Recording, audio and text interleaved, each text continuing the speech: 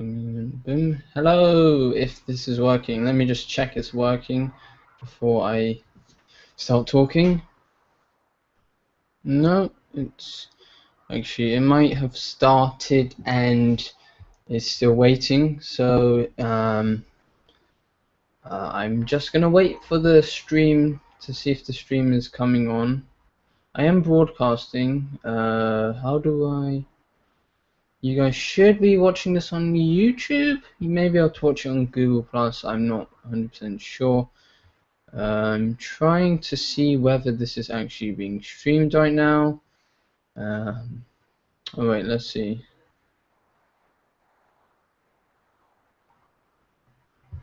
Sorry about this, guys.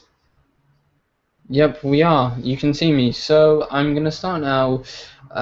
So hello, guys. I've probably said that twice now, but this is the exams are over live stream, and as the name suggests, the exams are over, and this is kind of a celebration. Nothing's gonna be spectacular, but I just wanted to celebrate the ending of the exams. And what does this mean for you guys? Well, of course, it means way more content. Now, I know I say that quite a lot, like, oh, more content is coming, but this time, this summer holiday, I'm going to be producing tons of videos, as many as I possibly can.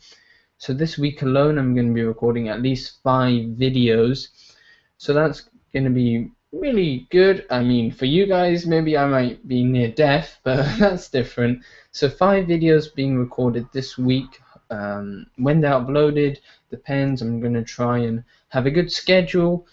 Obviously, I'm going to have some enjoyment, so I'm not going to be doing just videos, but I'm going to be trying to bring you guys as many videos as I possibly can. And if anyone has joined, and I'll just keep telling you guys as you're watching, leave a comment in the comment section if you have a question, and if there are any questions, I will answer them at the end, okay? So that's how you can ask me questions. So I'm going to be talking about my experience of the exams and maybe some advice for people that are going to be taking exams. I'm going to also be talking about being more specific about the videos that are coming, so the reviews that I'm working on, and I'm going to be talking about on a few after exams, your brain just fries and you just go into you go back into reception mode. Your brain is just bleh. If you don't know what reception is, it's basically like just after nursery in the UK, or kindergarten in the US. Anyway, yeah, so my brain is just fried, so I'm finding speech hard for some reason. So I'm going to be covering some news stories. Now, they're not brand new, but I just want to give you guys my opinion on them, and I thought that would be some interesting stuff. And as I said at the end, I will be answering your questions, okay? So that's how that's going to work out. And shall we begin? Now, I have no fancy intro screen. I'm doing this I'm doing this live stream in Hangouts, so it's nothing special or fancy. I don't even have any. Well, I have this lower third tier you can see, which has my Twitter name and stuff. So that's really as high tech as this stream is. But so I mean, I can't have any fancy transitions and music, but we're just gonna see how it turns out. So the exams finished today. The final exam is actually at 9 o'clock, 9 a.m. Oh, and I forgot to tell you guys I had something planned as the intro, and because the intro was so bad, I forgot something. I just wanted to say good afternoon, good evening if you're in Europe or somewhere around the UK, and good morning if you're in the Americas. When I say Americas, I mean Canada, the US, Brazil, Mexico, Ecuador, all of those countries. And if you're in Australia or China, I don't know the exact time, but I'm guessing it's kind of nighttime now. So yeah, wherever you are, thank you for tuning in, and I hope you enjoy the stream. And yes, this stream will be available for you guys to watch when it finishes. It will be public and it will be published on the channel. So if you miss it, if you want to watch it again, you can watch it on the channel. So anyway, before I got on that tangent, I was trying to describe my exam journey. So the exams started, when did they start? I've got this schedule here, you guys can see now. This is finished obviously, but this is falling apart. Well, it's good, I don't need this anymore, isn't it? So let's just take that off. Sorry for that noise. So the exam started on the 13th, or sorry, the May 13th. 13th of May is when the exam started. Okay, and they ended on today, which is the 23rd of June. So that's over a month. That's a month and 10 days, if my math serves me correctly. Yeah, so a month and 10 days of exams. Now, there was a week break in the middle of it, so that was good, and that's actually when my birthday was, so that was great for me. But yeah, it's been long. It's been a good journey, however, and oh my gosh, the amount of exams you do. I believe I did about 22 exams, if my memory serves me correctly. 22 exams in a month and 10 days. If that doesn't sound like a lot to you, I feel sorry for you, because that sounds like a ridiculous amount. 22 exams I had to do, and many people across the UK have that many exams. It's really ridiculous, and I don't want this to turn into a rant, but my opinion on the examination, the whole idea behind examinations is really quite flawed. I think this whole area needs to be shaken up and changed, and obviously I don't agree with the views of the government that's currently in power, which is the Conservatives and Michael Gove being the Secretary of Education. I have no idea what they're doing, and I completely disagree with everything they're doing. So I think the education is really going in the wrong direction. It's going in a loop, actually. It's going back to the old days when things were not as good.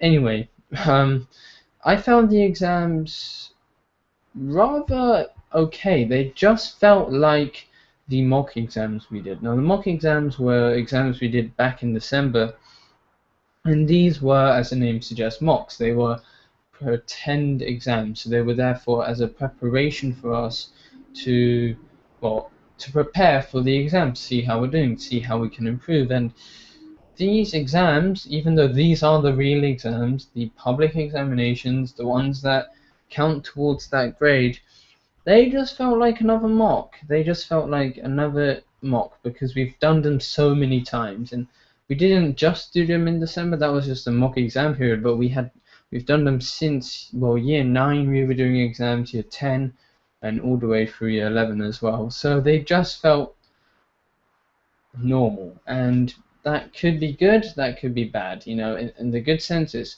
there wasn't a lot of pressure, it wasn't too stressful. On the other hand, or maybe it was being a bit too relaxed and not taking this seriously. Hopefully it's not the latter, because I did revise a lot, and I wish, and one thing I recommend everyone to do if they're taking exams, is start revising when the teachers start telling you, or even before then. Don't start revising like a month before the exams, which is basically what I did. Okay, it didn't. Hopefully it pays off, but I really should have, in hindsight, I really should have started revision a long time ago. So the earlier you start revising, the better it is. Now, people, and I understand it's a fair argument, a lot of people say, well, if I revise now, I'm just going to forget it in a year's time. Well, the whole idea behind revision is you make your notes, so you use textbooks. Let me just grab a random textbook here, and you make notes from that textbook, and a year later, well, not a year later hopefully, but if you have a timetable, you can just every week add to your notes, and then when it comes to the exam, you have an extensive list of notes. You can go through with them, ideally with friends. It really does help doing them with someone. I went through all of the science exams. I went through those with my sister, so that really helped me to remember everything that I had written down. There's no point writing notes and just forgetting them. So yeah, I don't want this to turn into a lecture, but I just want to give you guys some advice. I think it's useful. Something that I liked when I was doing the exams was some advice from people that had actually done them, and really it's not a big deal. Obviously they mean a lot, but they're overhyped. They're not super stressful. You shouldn't be stressed out about them. Take them seriously, but really there's nothing to get too stressed out about. So yeah, there are some exams I should have revised more for, but as I said, because I started revising too late, in my opinion, I had to prioritize, and that's really the problem. You can, if you want, like I did, start revising a month before the exams, but what you will notice is that you're going to have to prioritize. You're going to have to say, well, okay, well, I need to prioritize physics, biology, and chemistry, and oh, maybe music because I need to do well in that. Maths definitely, I need to do well in English. And then what happens to, oh, well, geography doesn't really matter. Oh, IT, that's fine. RS, whatever subjects you do, you're going to have some heavy prioritization. Now, the subject I prioritized was science. I prioritized biology, chemistry, and physics massively. Okay, I made so many revision notes for that. Now, the reason for that I don't actually know, because I guess science does have the most what's the word? Most content in it. There's a lot of topics in there. There's a lot to study, and if I just show you a textbook here. Look, that doesn't seem too big, but the amount of detail on each page, and it doesn't seem too detailed, but there's a lot to remember, and especially if you're doing triple science.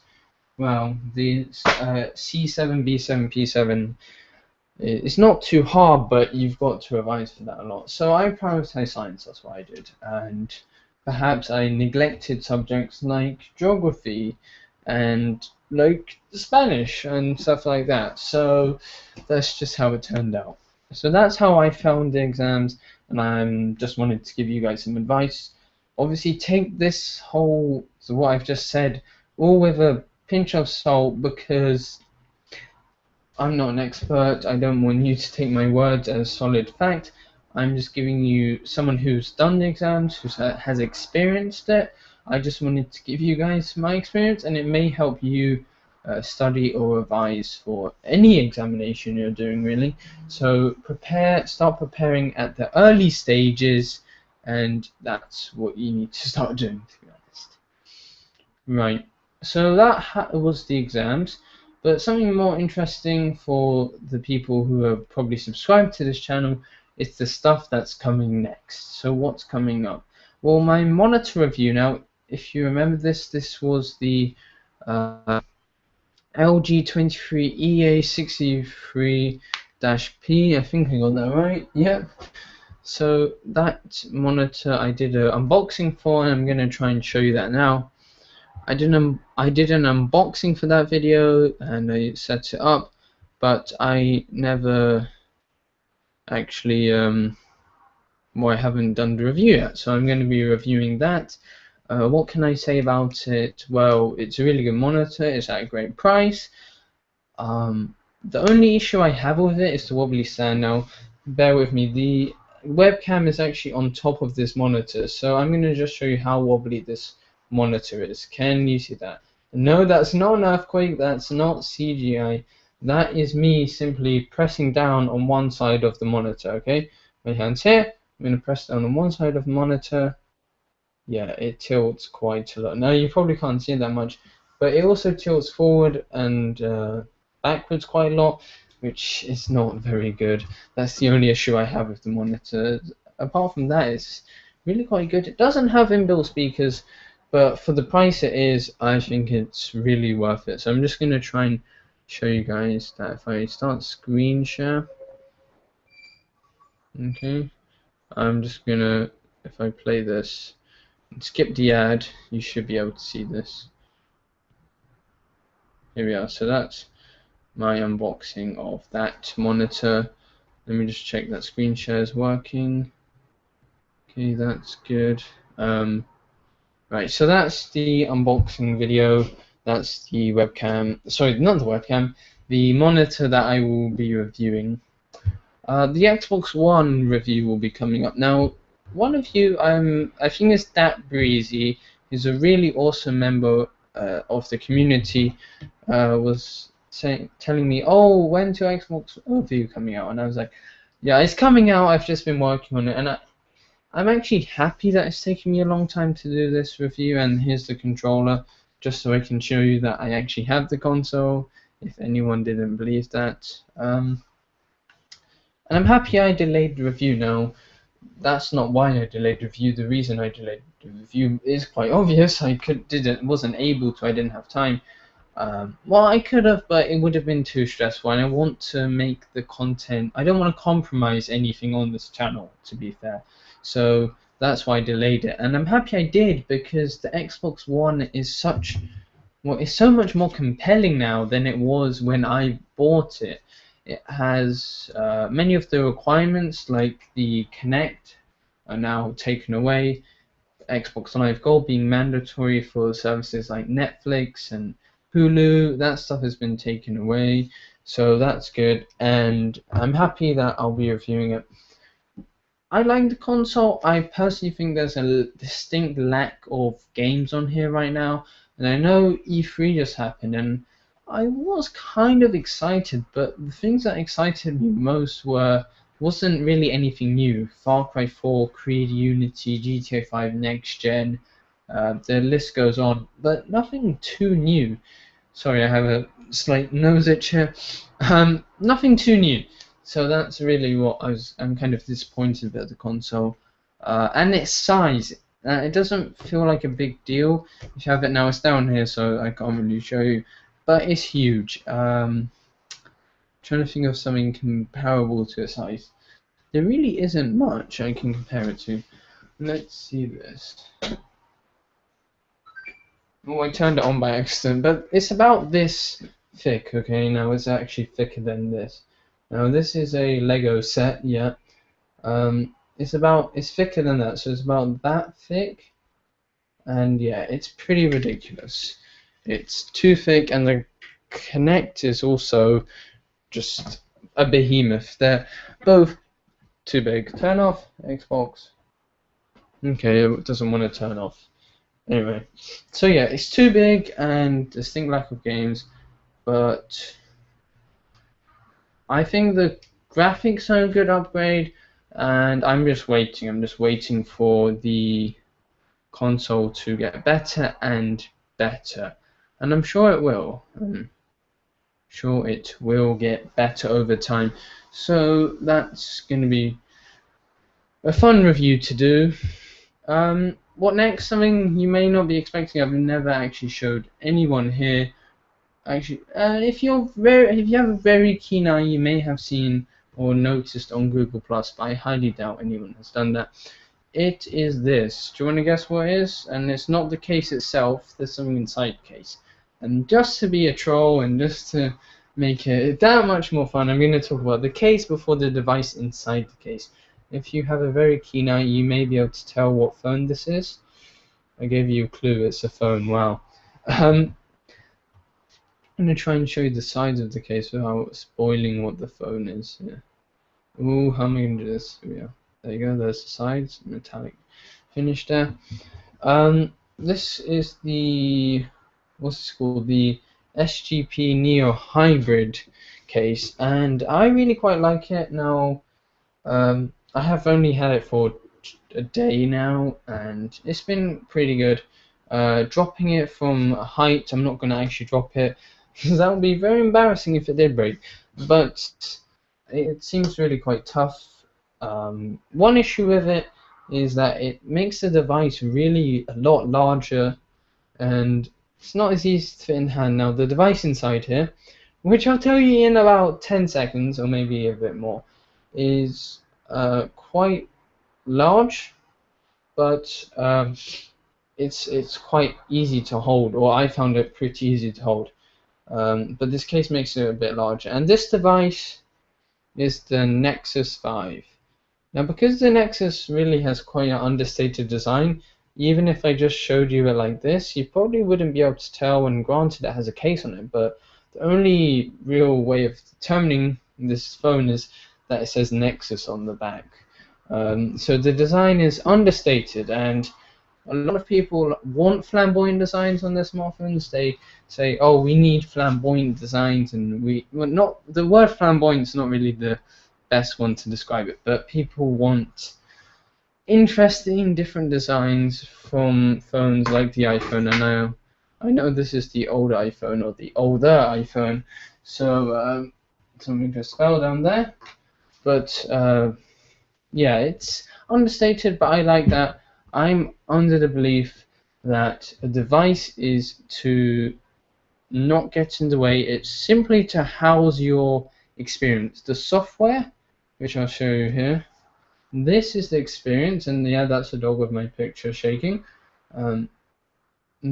That's a picture of my dog shaking. I think I said that in a weird way. I think I'm the one to believe that software should not be overlooked by hardware. For devices like a phone, software is a key thing. And I do like hardware, like specifications, I like interesting new features, I like good cameras, which this one doesn't really have. But I'm under the belief that software is more important than hardware, and it's more just to house the experience. It shouldn't overlook the experience. I'm just going to take a quick break. Oh.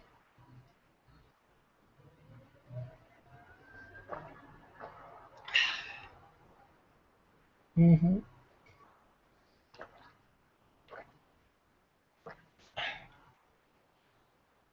Mm-hmm. Mm-hmm. Sorry about that, guys. Just needed to get some tea in me. Of course, saying, yeah, this review is coming soon of both of them. The reason I have a case, if I'm really forgetting what I'm saying, I may have already told you why I got the case, but the screen cracked. I dropped the phone from about this high, to be honest, on the road, because I was getting in a car, and it fell. I can't remember exactly how. I hope it fell like this. The way it smashed was really ridiculous. The whole screen was shattered. Like, not just like this. This is another phone, and I promise you, this one I did not smash the screen. This was someone else gave this to me, and it had the screen like that. So you can't really see, but that has just a crack there. But this phone, the screen smashes super easily. Well, yeah, and it's a really thin screen, and also if you get it replaced, it's really expensive, because for some reason at LG, and please someone explain this to me, they decided, oh, let's put the touch and screen, whatever they are, I don't know, the display and the touch chips or whatever it is, together. And I understand, to make the device thinner. I would prefer the device to be a bit thicker and withstand a fall of this height. And when I say withstand, I don't even mean without a scratch. I mean without the whole screen being smashed up. And not. And I wouldn't mind that. I would prefer a thicker phone that could actually withstand more than a drop from about this high. Okay, you can only drop it that high, because otherwise it will smash. So I was quite disappointed by that. Maybe I was expecting too much, but for the price that it is, I think it's really good, and it really has only one downside, and it's not really a downside specific to this smartphone, but I found it to be, compared to a lot of other devices, I'm not impressed by, not necessarily the build quality, but the screen needs to be stronger. That's not good, I don't think, at all. So yeah, those are the reviews coming up. So I've got this, the Xbox One review, the Nexus 5, and the Spigen Neo Hybrid, and then the monitor, which you cannot see but you can only experience. by me doing that. Those reviews are all coming up. Right, so that's the content that's coming up. I'm sure there will be other stuff. So if it's not just going to be reviewing the Nexus 5, I'll also be doing a video test. Let me just check. I do have some videos planned here, so I'm just going to check what videos I have got planned on this spreadsheet inside of Google Drive. Videos.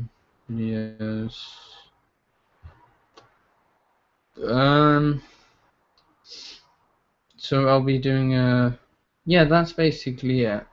Yeah, so those are that stuff I'm going to be doing. So I'm planning to record the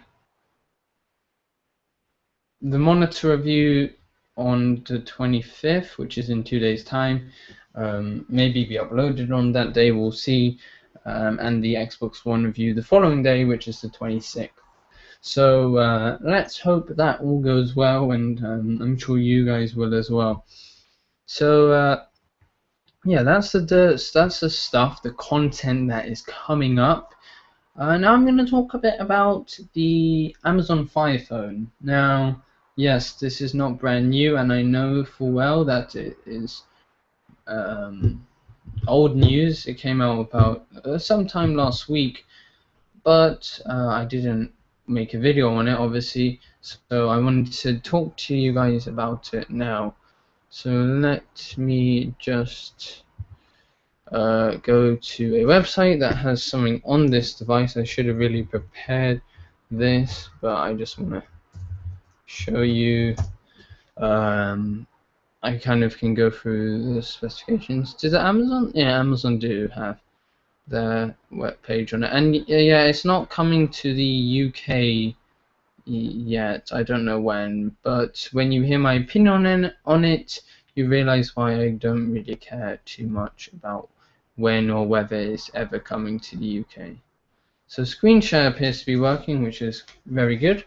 So this is the Amazon Fire Phone, and the first thing you can see from the title here is that it's an AT&T exclusive. Okay, now for me living in the UK, that is meaningless to me. I've only heard about AT&T. Obviously, I've never used them, so I can't give you my opinions on AT&T. But that's the first downside I can see with this phone, is that it's an AT&T exclusive. I'm not saying AT&T is a bad courier.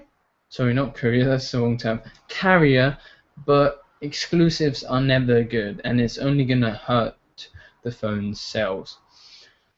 So here they're touting three new features here that come with this phone. The first one, and the most prevalent one, is dynamic perspective.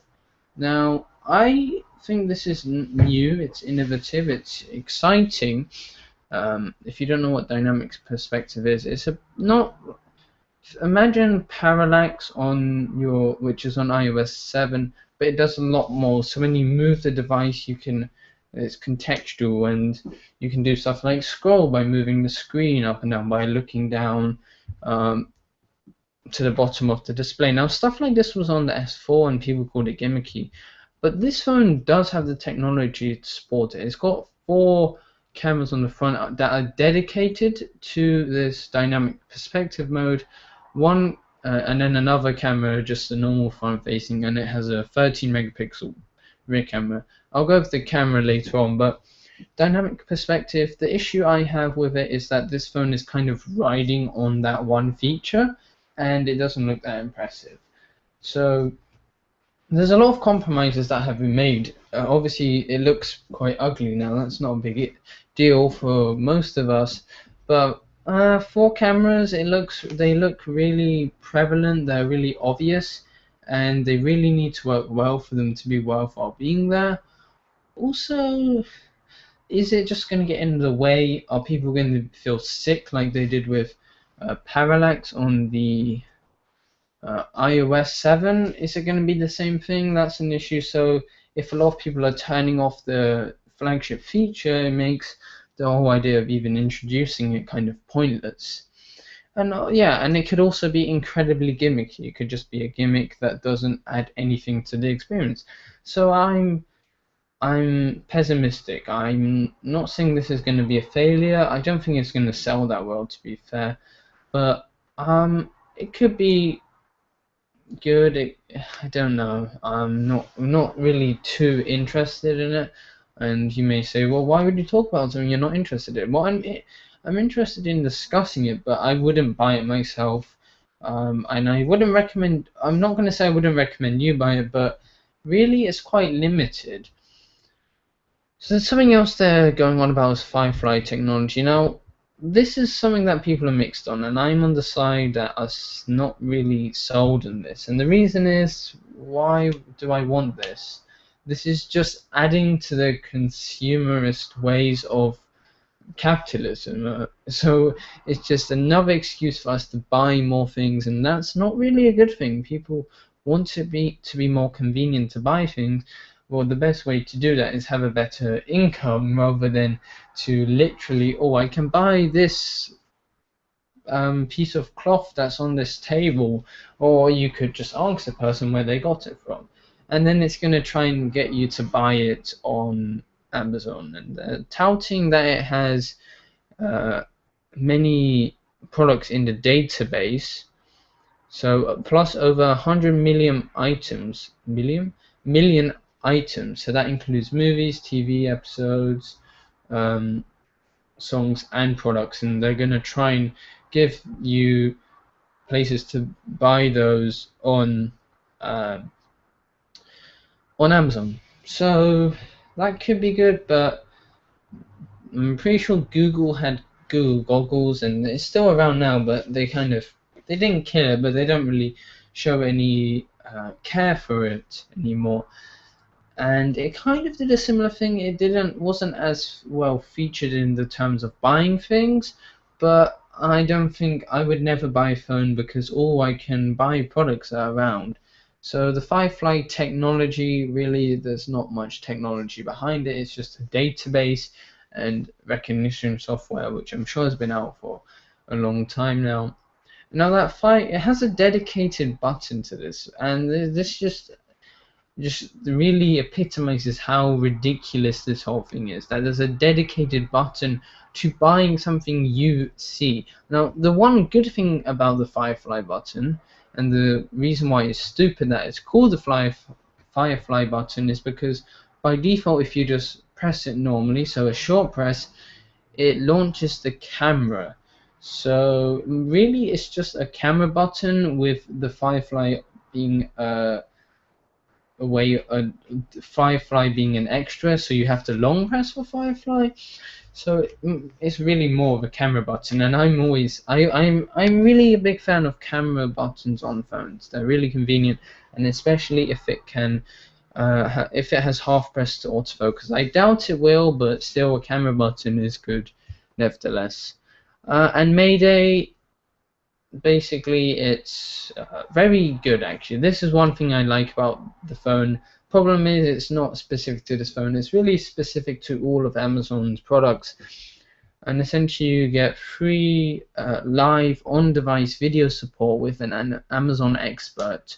Okay, and that 24/7, 365 days a year. Okay, that's what they're saying.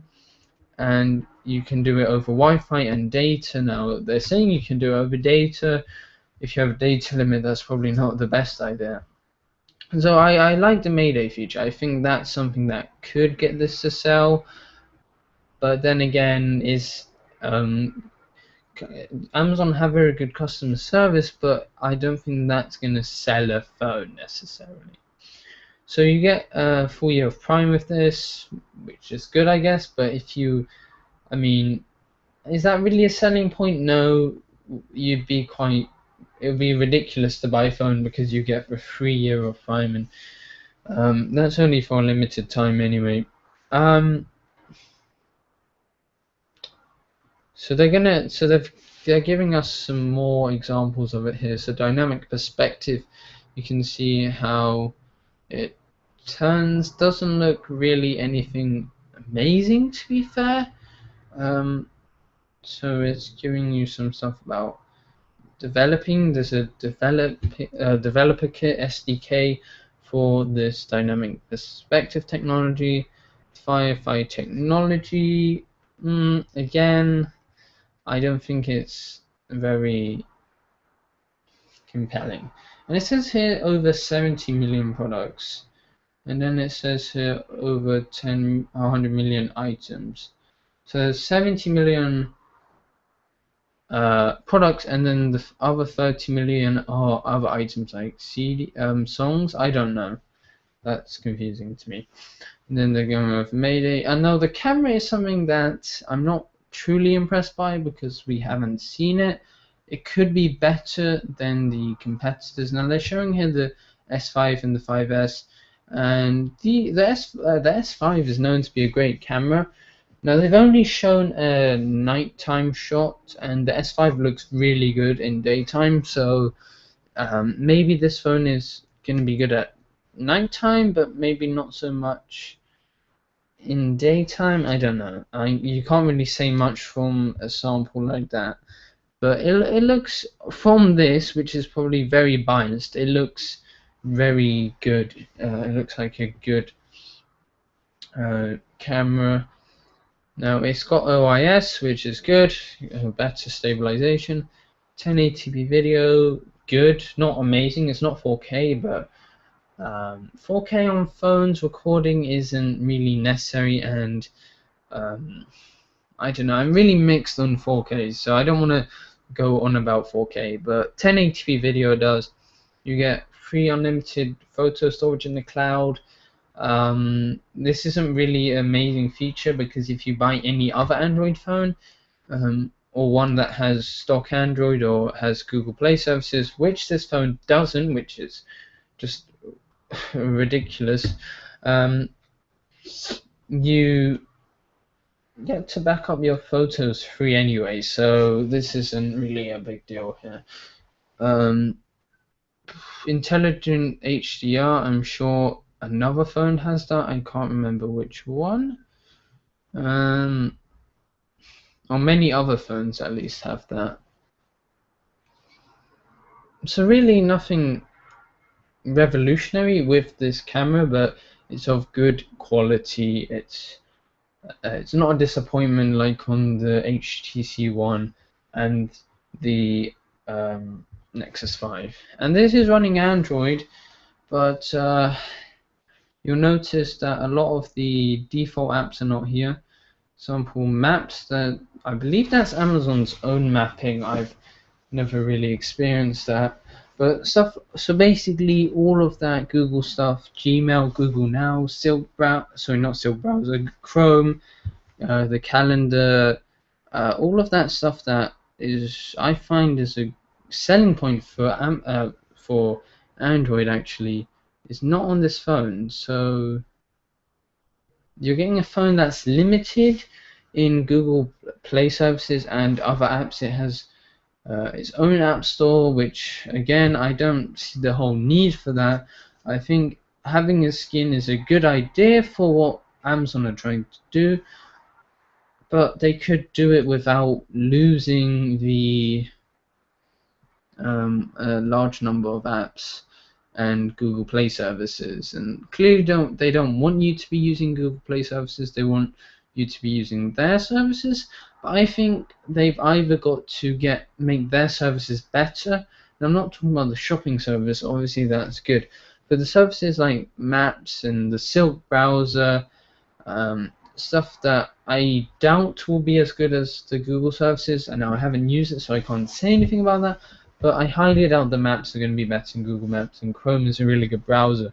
So either they should really improve their own, or they should just stop wasting time on their own and just use allow us to use Google services on where Google services are better. And really, for them, I don't see the advantage for us using Amazon's Silk browser rather than Chrome or Amazon Maps compared to Google Maps. I don't really see why they need to do that.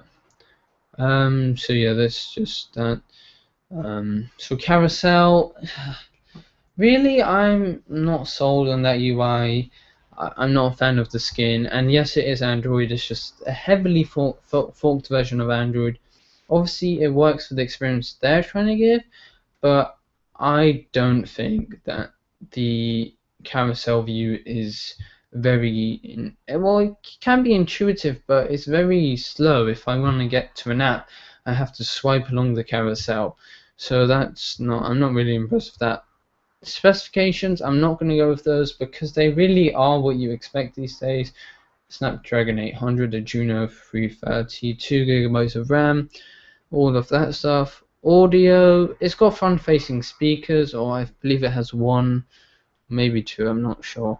So that's good. Comes with cables, a tangle-free headphones, which are good, which is nice. I hate these headphones that tangle so easily, and the headphone portions of the bits that you're going to put in your ear actually stick together magnetically, so that's good for storage. Amazon Prime, yeah, and the rest of it is just going on about how Amazon's surfaces are going to improve your experience. I mean, here's the specifications here. If you want to go to this website and see what I'm looking at here, you can go to the link. Oh, I'm not allowed to post links. Alright, how am I gonna do this? Okay, I'll just have to. You're just gonna have to look at this link up here. Okay, the one that's highlighted. So yeah, that's the Amazon Fire Phone. I'm not very impressed. I think, well, it's about time, but then for the time we've been waiting, was it really worth it? I don't think so. I think that they could have done a lot better by releasing a phone that was more on par. Well, not it's very on par with flagships, but its flagship features, the features that make it a selling point, its so-called, what are they called, killer apps or killer app. I don't think there's one that's really going to sell the phone. Firefly, I really hope that doesn't sell a phone because that's just really depressing, and a service like that, which I just think is ridiculous, is going to sell a phone. What's the other one? I can't remember. And oh, dynamic perspective. That's really up in there. That could be really good and useful, or it could be abysmal and just destroy the experience. Or what I think it's going to be is in the middle, where it's most people will probably leave it on but never really use it and experience it, and some people will just disable it because it makes them feel sick. They think it's wasting their GPU resources or whatever reason they have for turning it off. I think it's not going to sell on very well. That feature itself, now the device itself, it could sell well. As I said, I'm pessimistic. I don't think they're marketing it correctly, and obviously I don't know a lot about marketing. But when I say that, I mean having it launch for the US only is ridiculous. Amazon and a lot of companies are able to do international launches, and they don't. They always release in the US first, and that's why. And I don't want to sound like an Apple fanboy because I really am not. But that's what Apple does right. They have international launches, and international launches mean so much. Launching in one country is ridiculous, it's unfair, and you're only hurting yourself. You're only limiting where your device sells. So that's something that I don't think is good. That's just my opinion on that. And the same thing about Surface Pro 3, had the same problem not having an international launch. But oh dear. Sorry. Oh dear. Sorry about that, guys. I'm just gonna go and grab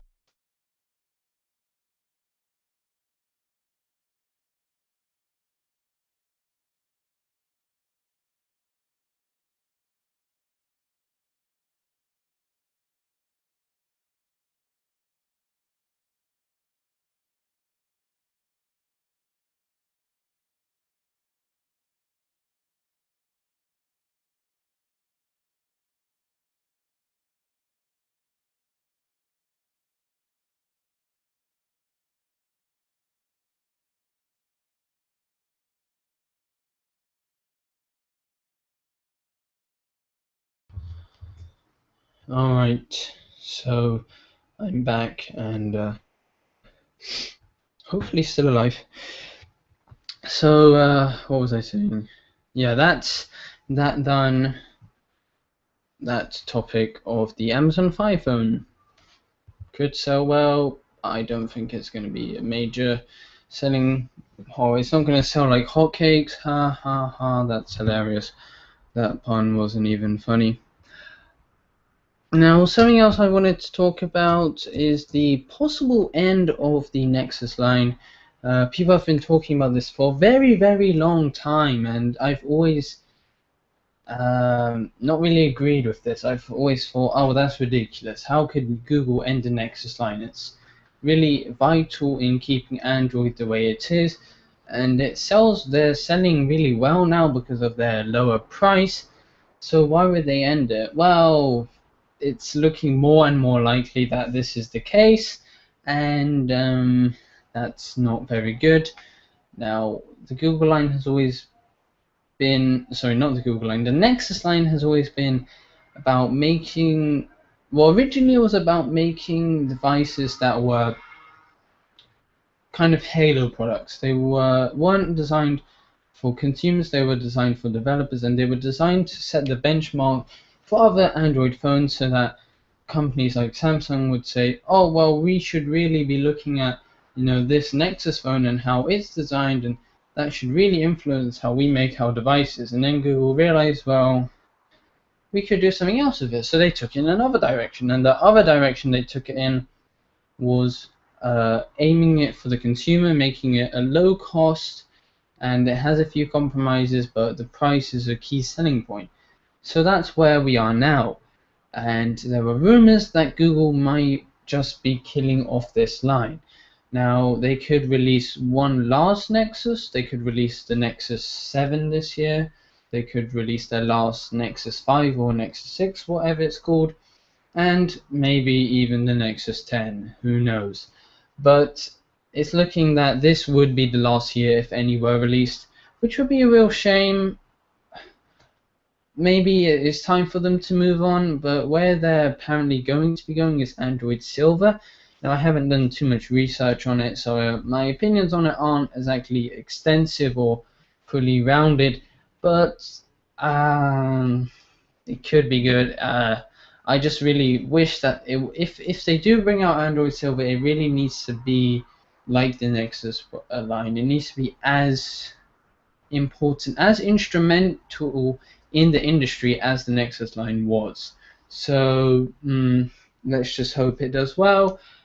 Let's just hope the Nexus line doesn't finish, and it would be a real shame. What Google does next obviously is completely up to them. But apparently HTC will be making their next tablet. Now, HTC did make tablets in the past, and they stopped because they realized, well, the tablets they made weren't really that great. So if HTC does make a good Nexus 8 or 7, whatever it's called, then that would be very, very good. Will it be good? I don't know. Asus have done a really good job with the Nexus 7 so far. Could HTC carry on? I don't know. I'm really just hoping the Nexus line continues. That's my thought on that topic.